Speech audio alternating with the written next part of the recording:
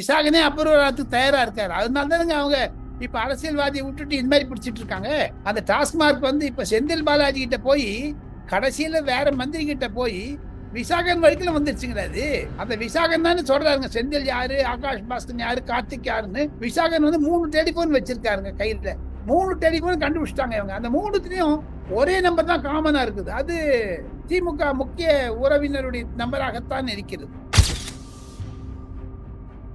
கூடிய விரைவில் ராகுல் காந்தியும் சோனியா காந்தியும் கைது செய்யப்பட்டாலும் ஆச்சரியப்படுவதற்கில்லை. காரணம் 147 கோடி ரூபாய் ஊழல் நடந்திருக்கிறது என்பதை நிரூபித்திருக்கிறார்கள். இது ஒரு 90 கோடி வச்சு 100 ஆக மொத்தம் அவங்களுடைய மைண்ட் கிரிமினல் மைண்ட் தான் பாருங்க. இந்த ராகுல் காந்தி போய் சொல்றாரு டாக்டர் ஜெய்சங்கர் பாகிஸ்தானுக்கு முன்னாடியே சொல்லிட்டாரு வளர்றாரு கடந்து. ஆக மொத்தம் போதக்கூடிய நாட்களில் கண்டிப்பாக நேஷனல் ஹெரால்ட் கேஸ் மும்முரமாகும். Wait and watch. ராகுல் காந்திக்கு இது ஒரு மாபெரும் தர்ம சங்கடமாகிறது. அவருடைய பாஸ்போர்ட்டை வாங்கி வச்சுருவாங்க, வெளில போக முடியாது. கூட்டணி கட்சிகள் இனி அழுத்தத்தை தருவார்கள். சிலர் வெளியே போறேன்னு ஆரம்பிப்பாங்க. காரணம், கூட்டணி கட்சிகள் இனிமேல் அவங்களோட இருக்கிறது கஷ்டங்க. எப்படிங்க இருப்பாங்க? சிபிஎம் கொள்கை என்ன? ஊழலை எதிர்க்க வேண்டும். ஊழல், நீங்க உங்க சர்க்காரே ஊழல் இருக்குது. இப்ப நரேந்திர மோடி திட்டுங்களா? விடுதலை சிறுத்தைகள் கட்சியுடைய தலைவர் தொல் திருமாவளவன் அவர்கள் அதிமுக பாஜக தமிழகத்துல கூட்டணி அப்படின்னு அனௌன்ஸ் பண்ணினாலும் இந்த கூட்டணி தொடருமா அப்படிங்கறதுல சந்தேகம் இருக்கிறது அப்படின்னு சொல்லி தெரிவிக்கிறாங்க. அலையன்ஸ் உறுதி செய்யப்பட்டு விட்டது. திருமாவளவனுக்கு என்ன சந்தேகம் சார் அதுல எழுகிறது? அவருடைய அலையன்ஸ் அதிமுக போனது இன்னும் அவருக்கு எரிச்சல் இருக்கு, சொல்லிட்டே இருக்காரு. அவருக்கு என்னங்க இதுல இன்னொரு கட்சியில வெளியாங்க தலையிடுறாரு. போய் ஆதவ அர்ஜுனா பறி கொடுத்துட்டு விடுதலை சிறுத்தை கட்சிகளை உடையக்க வைத்தது திருமாவளவன்.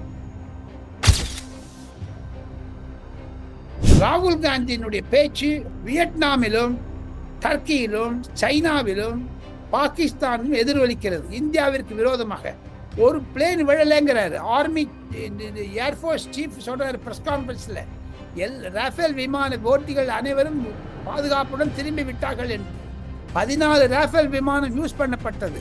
இது சைனாவினுடைய ஏஜென்ட்டாக ராகுல் காந்தி செயல்படுகிறாரா அல்லது பாகிஸ்தானுடைய ஏஜென்ட்டாக செயல்படுகிறாரா என்று தெரியவில்லை. அதனால்தான் பாகிஸ்தான் தொலைக்காட்சிகளில் ராகுல் காந்திக்கு மும்முரம்.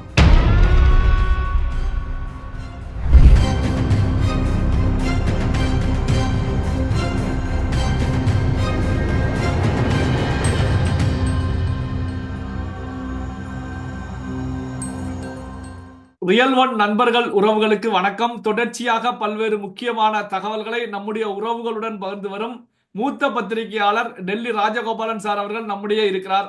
சார் வணக்கம் சார். நமஸ்காரம். நமஸ்காரம். இப்போ ரத்தீஸ் வெளிநாடு தப்பி சென்றிருக்கக்கூடிய சூழ்நிலையில ஈடியை பொறுத்த வரைக்கும் வெளிநாடு சென்று ரத்தீஸை தூக்குவதற்கான வேலைகள்ல ஈடுபட்டு இருக்காங்க அப்படிங்கிற செய்திகள் வந்துகிட்டு இருக்கேன் சார்.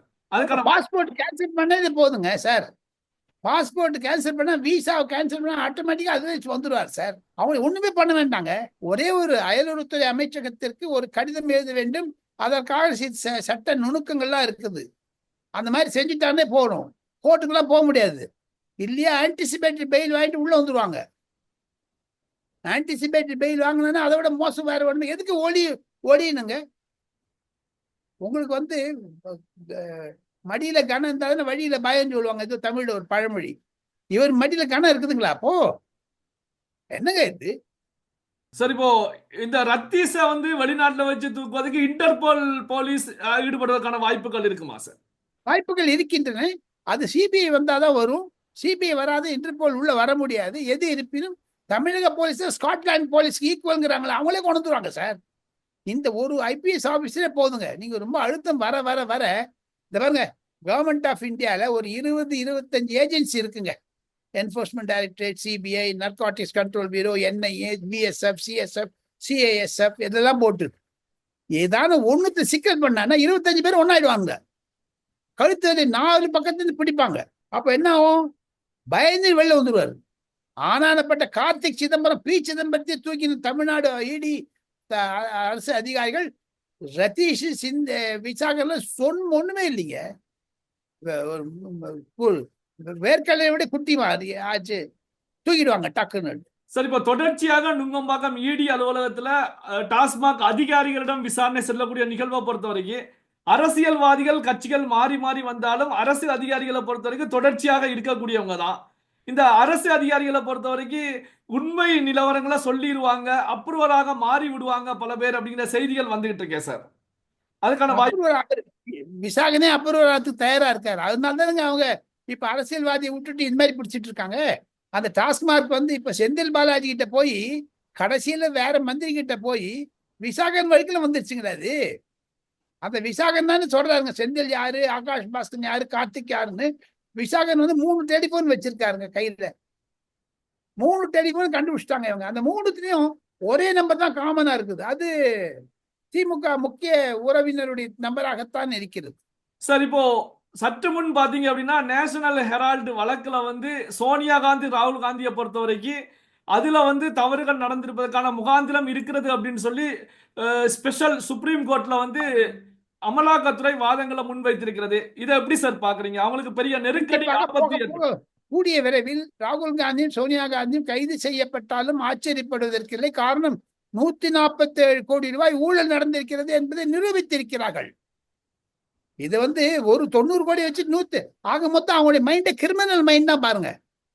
இந்த ராகுல் காந்தி போய் சொல்றாரு டாக்டர் ஜெய்சங்கர் வந்து பாகிஸ்தானுக்கு முன்னாடியே சொல்லிட்டாரு வளர்றாரு கடந்து.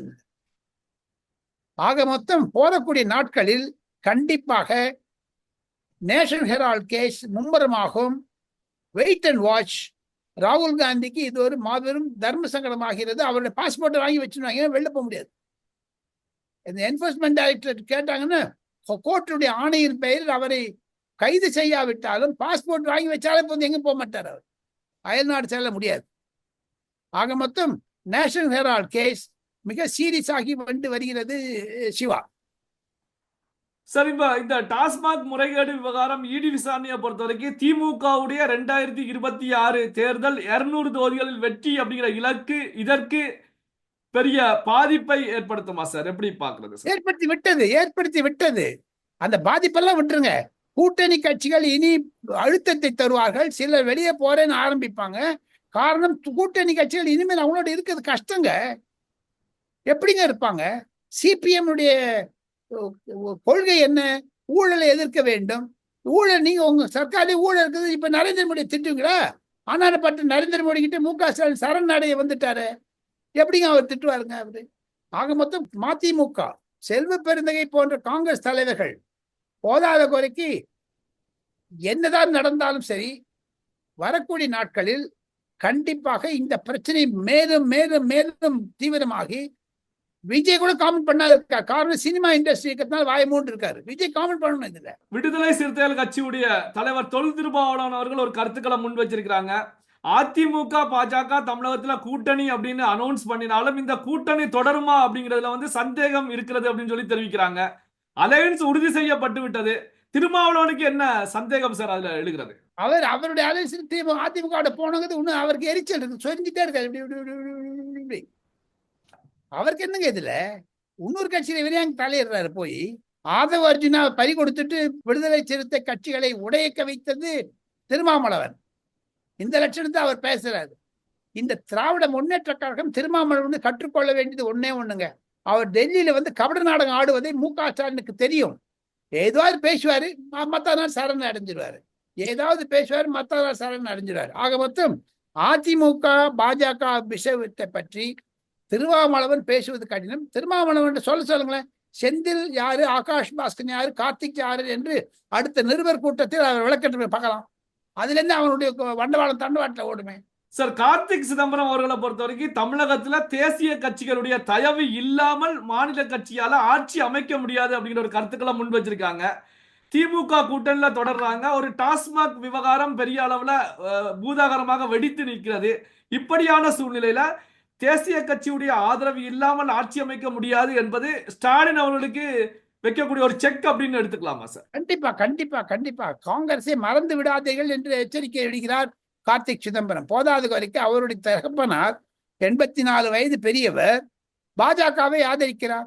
பாஜக தான் ஒரு அசைக்க முடியாத கட்சி, காங்கிரஸ் ரொம்ப பலவீனமாகி விட்டது என்று அவ்வளவு தூரம் எங்க சொல்றீங்க?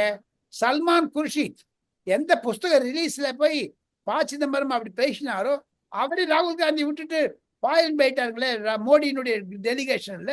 ஆக மொத்தம் காங்கிரஸ் என்பது வட இந்தியாவில் மொட்டையாகி விட்டது. வட இந்தியாவில் காங்கிரஸ் என்பது இல்லவே இல்லை. அது போதாத குறைக்கு அதனுடைய அழுத்தம் தான், அதனுடைய வீழ்ச்சி தான் கார்த்திக் சிதம்பரம் போன்றவர் தமிழகத்தில் அப்படி பேச துவங்கி விட்டார்கள். அது ப. சிதம்பரத்தை பேசுவதை விட்டுருங்க, கார்த்திக் சிதம்பரம் பேசுவதை விட்டுருங்க.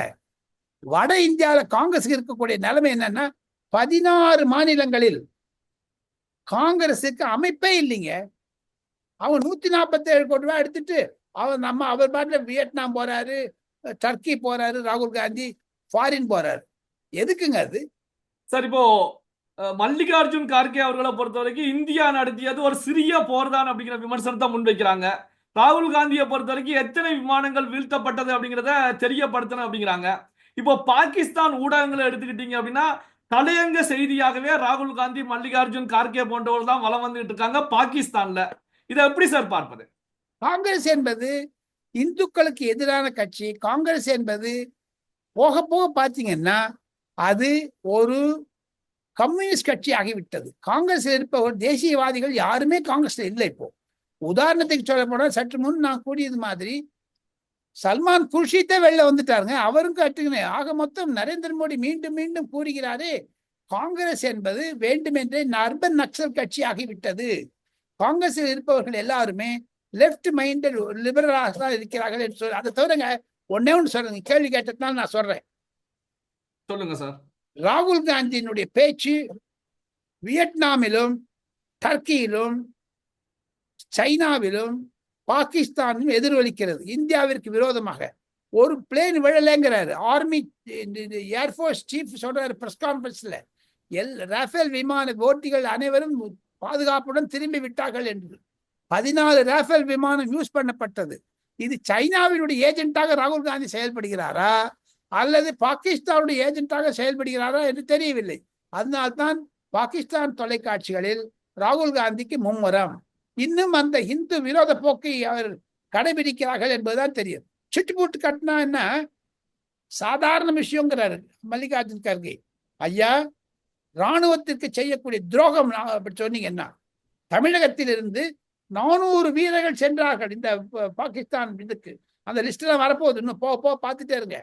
தமிழகத்திலிருந்து அரக்கோணத்திலிருந்து பிளேன் கிளம்பிச்சுங்க. ஆக மொத்தம் எல்லா இந்தியா முழுவதிலும் இருந்து சென்ற போராளிகளுக்கு மல்லிகார்ஜுன் கார்கே இது சின்ன போர் என்று சொன்னது கேலி பண்ணுவது ராணுவத்தை கேள்வி பண்ணுவதற்கு சமமாக இருக்கும். சார், எப்பவுமே இறுதியில நம்முடைய வாசகர்களுக்கு ஒரு அப்டேட் ஹாட் நியூஸ் கொடுப்பீங்க. இந்த பதிவுல சொல்லக்கூடிய அந்த ஹாட் நியூஸ் என்ன சார்? நாளை அல்லது நாளை மறுநாள் ஆகாஷ் பாஸ்கரன் கைது செய்யப்பட்டாலும் படலாம். அவரை கண்டுபிடித்து விட்டார்கள், எங்கு இருக்கிறார் என்று தெரியும். கூடிய விரைவில் என்போர்ஸ்மெண்ட் டைரக்டரேட் அவரே சரணடைந்தால் உண்டு, இல்லை என்றால் அவருடைய பாஸ்போர்ட் முடக்கப்படும். அயல்நாடு சென்றாலும் திரும்பி வர முடியும். இன்னும் 48 hours இருங்க போதும் அப்படின்னு என்று என்போர்ஸ்மெண்ட் டைரக்டரேட் இருப்பவர் டெல்லிக்கு தகவல் கொடுக்கிறார்கள். பல்வேறு முக்கியமான தகவல்கள், செய்திகளை நம்முடைய உறவுகளுடன் பகிர்ந்து கொண்டதற்கு நன்றி சார். நன்றி.